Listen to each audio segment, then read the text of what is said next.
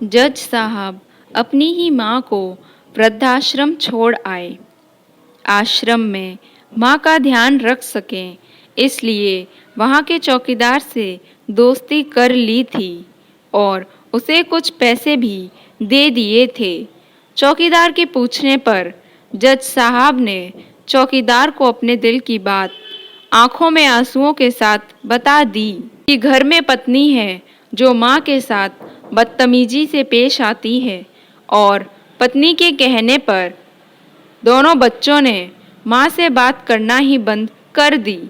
माँ को अकेलापन महसूस होने लगा और इन सब वजहों से दिन भर रोती रहती थी, इसलिए उसे आश्रम छोड़ने के लिए आ गए।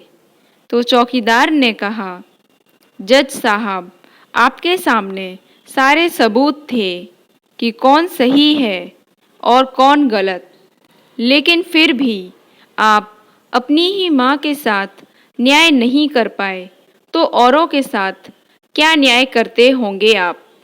ये बात जज साहब के दिल को चुभ गई। चौकीदार की इतनी सी बात का इतना असर हुआ कि 2 रात नींद नहीं आई। 2 दिन से खाना नहीं खाया और कोर्ट भी नहीं गए। ऐसा लग रहा था जैसे एक चौकीदार ने जज साहब की दुनिया हिला दी हो। तीसरे दिन जज साहब अपने रूम से बाहर आए। पत्नी और बच्चे खाना लेकर इसी इंतज़ार में खड़े थे कि जज साहब अब खाना खाएंगे।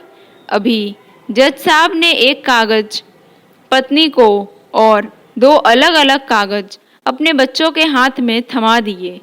कागज़ की एक लाइन पढ़ी तो पत्नी के हाथ में से खाने की थाली गिर गई। उस पर लिखा था कि मैं तुम्हें तलाक दे रहा हूँ और बच्चों से कहा, आज से मेरी सारी प्रॉपर्टी तुम दोनों की, मुझे कुछ नहीं चाहिए। बच्चों ने उन्हें ज़बरदस्ती कुर्सी पर बैठाया। हाथ जोड़कर पैरों में गिरकर इन सब का कारण पूछा तो आंखों में आंसुओं के सैलाब के साथ जज साहब बोले कि मेरी 65 वर्ष की माँ को आश्रम छोड़कर आया हूँ, अनजान लोगों के भरोसे छोड़कर आया हूँ और तुम सब कारण पूछ रहे हो। तुम लोगों को शर्म आनी चाहिए। रोज़ मेरे कोर्ट से आने के बाद माँ रोती थी कि बेटा मुझे वृद्धाश्रम में छोड़ आओ। तुम में से किसी ने भी मेरी माँ से सीधे मुंह बात तक नहीं की और ये भी भूल गए कि जिस जज को आज पूरा शहर सलाम करता है, उसी जज को बनाने में उस माँ का कितना बड़ा हाथ है। कभी दूसरों के घरों में काम करने जाती तब भी मुझे अकेला ना छोड़ती थी। ऐसी भगवान समान माँ को मैंने आश्रम में छोड़ दिया और वो भी ऐसे लोगों के भरोसे जिन्हें ये तक नहीं पता कि माँ को क्या बीमारियाँ हैं। खुद को कोसते हुए जज साहब कहते हैं, दूसरों पर फैसले सुनाने वाला आज मैं खुद हार गया।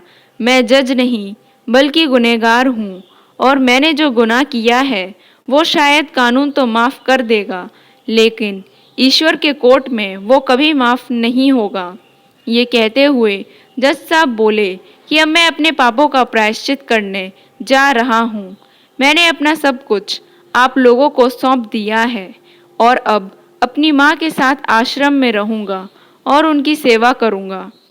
पत्नी से जज साहब ने कहा कि याद रखना कि आज तुमने उस माँ को आश्रम भिजवाया, तुम भी एक माँ हो, कल तुम्हें भी कोई आश्रम भेजेगा, तब तुम्हें मेरे इन शब्दों का अर्थ सही मायनों में समझ आएगा।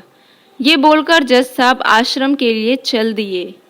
आधी रात को चौकीदार भी जज साहब को देखकर चौंक गया। आश्रम के अंदर दाखिल हुए तो देखा माँ सो रही थी। करीब जाकर देखा तो पूरे परिवार की तस्वीर से लिपटकर रोते हुए माँ सो गई थी। आश्रम का प्रशासन भी जाग गया क्योंकि पीछे पीछे पत्नी और बच्चे भी आ गए थे। उन्हें ये एहसास हो गया था कि उन्होंने क्या पाप किया है। तभी आश्रम की एक कर्मचारी बोली, हम इन्हें आपको नहीं सौंप सकते, क्या पता आप कल इन्हें मार दो तो। ये सुनते ही जज साहब की पत्नी को बहुत कष्ट हुआ।